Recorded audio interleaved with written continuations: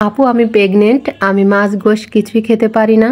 মাছ মাংস ছাড়া একটা ভর্তা রেসিপি দেখান যেন আমি খেতে পারি। আহারে আমার আপিটা ইচ্ছা করছে একটু ভর্তা বানাইয়ে আপনাকে দিয়ে আসি, তাহলে মনে শান্তি পেতাম।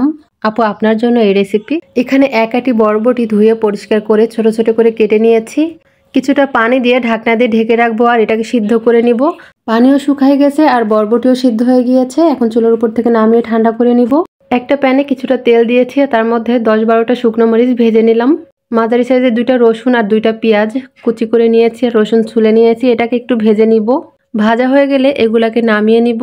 ঠান্ডা করে নিয়েছি। এখন একটা ব্লেন্ডারের মধ্যে দিয়ে সবকিছু গুঁড়ো করে নিব।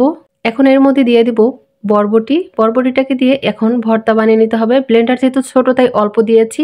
বড় ব্লেন্ডারে সবগুলো একসাথে দিয়ে ব্লেন্ড করে নেবেন বা পাটায় বেটে নেবেন। পেঁয়াজ ভাজা সেই তেলের মধ্যে দিয়ে দিলাম 1 চামচ কালো জিরা আর বরবটি বাটা। সবকিছু একসঙ্গে ভালো করে নেড়েচেড়ে ভেজে নিব, অনবরত নাড়তে হবে। দিয়ে দিলাম স্বাদমতো লবণ। আর ভাজা ভাজা হয়ে গেলেই চুলার উপর থেকে নামিয়ে পরিবেশন করতে হবে গরম ভাতের সাথে। আশা করি আপু আপনি পেট ভরে ভাত খেতে পারবেন।